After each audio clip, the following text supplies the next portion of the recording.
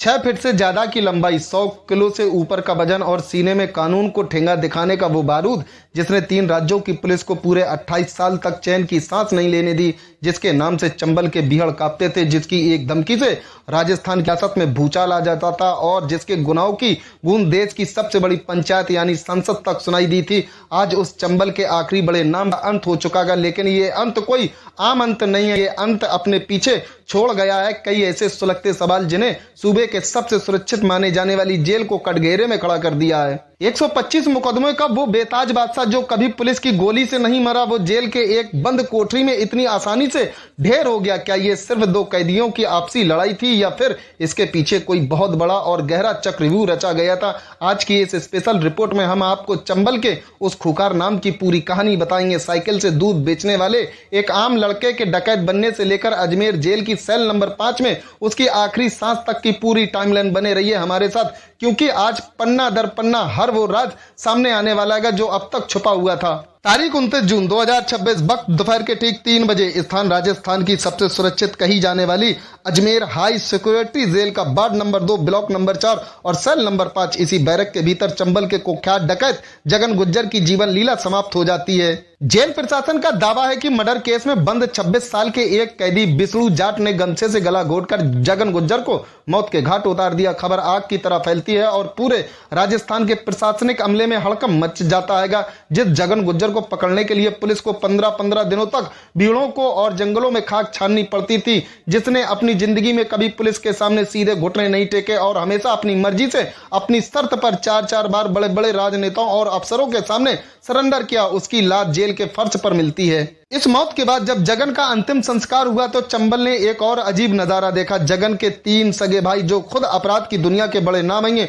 वो जेल से भारी भरकम हथकड़ियां पहनकर अपने भाई के आखिरी विदाई देने पहुंचे। इस मंजर ने साफ कर दिया कि चंबल के एक खूंखार सिंडिकेट का एक अध्याय अब हमेशा के लिए बंद हो चुका है। आखिर कौन था जगन गुज्जर? कैसे धौलपुर के एक छोटे से गांव का लड़का कानून की किताब का सबसे बड़ा दुश्मन बन गया? बात शुरू होती है धौलपुर के विभूतिपुरा गांव से। यहाँ के स्थानीय लोक देवता बाबू महाराज मंदिर के पुजारी थे शिवचरण गुज्जर। शिवचरण गुज्जर के 4 बेटे थे, जिनमें सबसे बड़ा था जगन गुज्जर। शुरुआती दिनों में जगन का अपराध से कोई नाता नहीं था। वह आम युवाओं की तरह साइकिल पर दूध के कैन लादकर बेचने का काम करता था, लेकिन साल 1994 में एक ऐसी घटना घटी जिसने इस सीधे साधे लड़के को बीहड़ का रास्ता दिखा दिया। मंदिर में प्रसाद बांटने को लेकर जगन के पिता शिवचरण का गांव के कुछ रसूखदार लोगों से विवाद हो गया। गांव के दबंगों ने पुजारी पिता का अपमान कर दिया। पिता के इस अपमान की आग बड़े बेटे जगन के सीने में ऐसी भड़की कि उसने कानून को हाथ में लेते हुए उन रसूखदारों की सरेआम जमकर पिटाई कर दी। पुलिस में मामला दर्ज हुआ। पुलिस की लाठी और जेल के डर से बचने के लिए जगन ने चंबल के बीहड़ का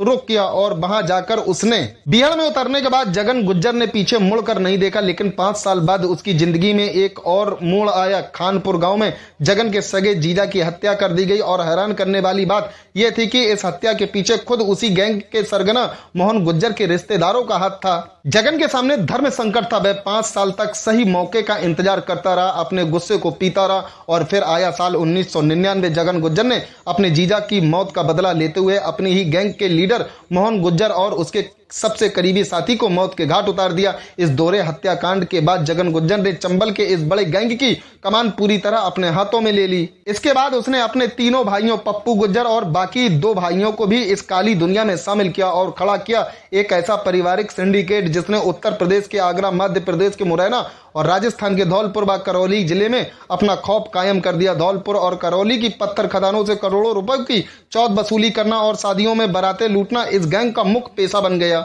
जगन गुज्जर की इस खौफनाक कहानी में एक पहलू ऐसा भी है जो किसी फिल्मी स्क्रिप्ट जैसा नजर आता है और वह है उसकी डाकू पत्नी कुमेश गुज्जर की कहानी। एक आपसी रंजिश के दौरान जब सरपंच छतरिया गुज्जर की हत्या हुई तो उनकी महज 14 साल की बेटी कुमेश न्याय की उम्मीद खोकर बीहड़ में जगन गुज्जर के पास पहुंच गई। जगन ने न सिर्फ उसे पनाह दी बल्कि उसे आधुनिक हथियार चलाना भी सिखाया। बीहड़ की कटीली झाड़ियों और बंदूकों के साय में दोनों को एक दूसरे से प्यार हो गया। साल 2000 में कुमेश गर्भवती हुई, लेकिन बीहड़ के जंगलों में प्रसव की कोई सुविधा नहीं थी। ऐसे में जगन गुज्जर ने अपनी पत्नी को अकेले एक ऊंट में बैठाकर हेडोन सिटी के एक प्राइवेट नर्सिंग होम भेजा, जहां उसने बच्चे को जन्म दिया। कुमेश सिर्फ जगन की पत्नी नहीं थी, बल्कि वह जगन के लिए एक सुरक्षा कवच और उसका इंट्यूशन यानी पूर्वाभास थी। कोमेश को पहले ही आभास हो जाता था कि पुलिस किस तरह से घेराबंदी कर रही है। साल 2008 में बडपुरा के जंगलों में धौलपुर के तत्कालीन एसपी विकास कुमार की टीम के साथ इस गैंग की भयानक मुठभेड़ हुई। इस मुठभेड़ में पुलिस की एक गोली कोमेश के पैर में लगी, जिससे वह गंभीर रूप से घायल हो गई और उसका मिसकैरेज यानी गर्भपात हो गया। कोमेश की गिरफ्तारी के बाद जगन अंदर से पूरी तरह टूट गया था। जगन गुज्जर की सबसे बड़ी खासियत यह थी कि 28 साल के इतिहास में पुलिस की कोई भी टीम उसे सीधे रंगे हाथों या मुठभेड़ में गिरफ्तार नहीं कर पाई। वह जब भी घिरा उसने बेहद शातिर रणनीति के तहत बड़े चेहरों के सामने आत्मसमर्पण यानी सरेंडर किया। आइए आपको उसकी सरेंडर की टाइमलाइन बताते हैं। पहला सरेंडर 2001 धौलपुर के तत्कालीन एसपी बीजू जॉर्ज जोसेफ के सामने उसी बाबू महाराज मंदिर में अपनी 5 राउंड वाली मशहूर पचफेरा राइफल के साथ। दूसरा सरेंडर 30 जनवरी 2009 करौली के कैमरी गांव में चल रहे जगदीश नारायण मेले में हजारों की भीड़ के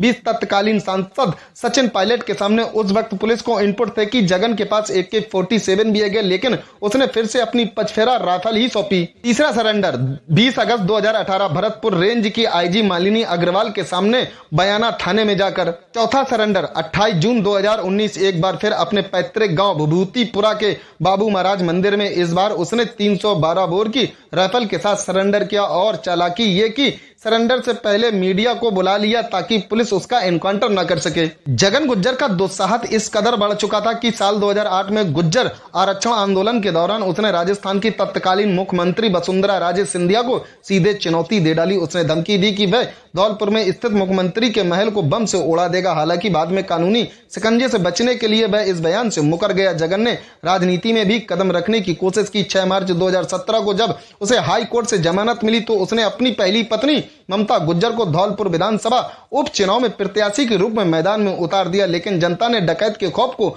नकार दिया। ममता गुज्जर को महज 112 वोट मिले और वह चुनाव में सबसे आखिरी पायदान पर रहीं। इसके बाद जून 2019 में जेल से बाहर आते ही जगन ने करौली के बाजारों में अंधाधुंध फायरिंग की और बसेड़ी टोल नाके पर भारी तोड़फोड़ मचाई। यही नहीं, उसने शाहपुरा करण सिंह का पूरा गांव में मुखबरी के शक में एक बेकसूर परिवार की महिलाओं को बंदूक की नोक पर बंधक बनाया और उन्हें निर्वस्त्र कर पूरे गांव में घुमाया। इस अमानवीय कृत्य के बाद देश उबल उठा। तत्कालीन नागौर सांसद हनुमान बेनीवाल ने इस गंभीर मुद्दे को देश की संसद में उठाया और सरकार से जगन गुज्जर के तुरंत एनकाउंटर की मांग की। इसके बाद सरकार ने उस पर 40,000 रुपए का इनाम घोषित किया था। अब आते हैं सबसे बड़े और सुलगते हुए खोजी बिंदु पर। अजमेर की जिस हाई सिक्योरिटी जेल में परिंदा भी पर नहीं मार सकता, वहां 29 जून 2026 की दोपहर को जो कुछ भी हुआ उसने जेल प्रशासन की भूमिका को पूरी तरह संदेह स्पष्ट बना दिया। हमारी इस खोजी रिपोर्ट में 4 ऐसे सवाल हैं जिनका जवाब मिलना अभी बाकी है। नंबर 1, सेल का अचानक बदलना। जगन गुज्जर का सगा भाई पप्पू गुज्जर भी उसी जेल में बंद था, लेकिन जगन की हत्या से ठीक 2 दिन पहले पप्पू गुज्जर की सेल को अचानक क्यों बदल दिया गया? क्या ये इसलिए किया गया था ताकि जगन अकेला पड़ जाए? नंबर 2, सीसीटीवी कैमरे का रहस्यमय ढंग से बंद होना। जिस वक्त ये पूरी वारदात हुई यानी सुबह 11 बजे से लेकर दोपहर 3 बजे के बीच, उस दौरान जेल के उस हिस्से के सीसीटीवी कैमरा या पूरी तरह से बंद थे या फिर बेहद धुंधले थे। ऐसा कैसे संभव है? नंबर 3, टूथपेस्ट की गहरी साजिश। मीडिया रिपोर्ट के मुताबिक जगन गुज्जर की सेल की निगरानी करने वाले सीसीटीवी कैमरों के लेंस पर जानबूझकर टूथपेस्ट लगा दिया गया था ताकि स्क्रीन पर कुछ भी दिखाई न दे। सवाल ये उठता है कि जेल के आधुनिक कंट्रोल रूम में बैठे अधिकारियों ने घंटों तक इस धुंधली स्क्रीन पर ध्यान क्यों नहीं दिया? नंबर 4, जहर देने की आशंका। जगन के भाई पप्पू गुज्जर ने जेल प्रशासन पर सीधा और गंभीर आरोप लगाएगा। उसका कहना है कि जगन गुज्जर शारीरिक रूप से बेहद मजबूत था। 100 किलो से ज्यादा वजन वाले उस भारी भरकम इंसान को 26 साल का एक अकेला लड़का विष्णु जाट कभी अकेले नहीं मार सकता था। आरोप है कि जगन को पहले खाने में जहर या कोई नशीली दवा दी गई जिससे वह बेसुध हो गया और उसके बाद उसकी हत्या की गई। जगन गुज्जर की मौत के बाद सोशल मीडिया पर एक और चिंताजनक ट्रेंड देखने को मिल रहा है। गुज्जर समुदाय के कुछ भ्रमिक युवा सोशल मीडिया पर जगन गुज्जर की तस्वीरों को शेयर कर रहे हैं, एक हीरो या मसीहा की तरह पेश करने की कोशिश कर रहे हैं। लेकिन ये सोचना बेहद जरूरी है, जिस शख्स पर हत्या, लूट, रंगदारी और अपहरण के 125 से ज्यादा संगीन मुकदमे दर्ज हो, जिसने बेकसूर महिलाओं को बंदूक की नोक पर अपमानित किया हो, क्या वो किसी भी सभ्य समाज का नायक हो सकता है? अपराधियों का महिमा मंडन करने का ये खतरनाक चलन राजस्थान में पहले भी आनंद पाल और राजू ठेठा की मौत के वक्त देखा गया जो हमारे समाज की सोच पर एक बड़ा सवालिया निशान लगाता हैगा। अपराध का रास्ता चाहे कितना भी बड़ा क्यों ना हो, उसका अंत हमेशा अंधकारमय और खौफनाक ही होता है। इस पूरी संदेहास्पद मौत और जेल प्रशासन की लापरवाही पर आपकी क्या राय? क्या आपको लगता है कि इस हत्याकांड के पीछे कोई बहुत बड़ी साजिश है? नीचे कमेंट बॉक्स में अपनी राय हमें जरूर बताएं। देश और राज्य की ऐसी ही बड़ी खबरों को देखने के लिए मीडिया पॉइंट 24 को अभी सब्सक्राइब करें और बेल आइकन दबाना बिल्कुल ना भूलें। देखते रहिए मीडिया पॉइंट 24। नमस्कार।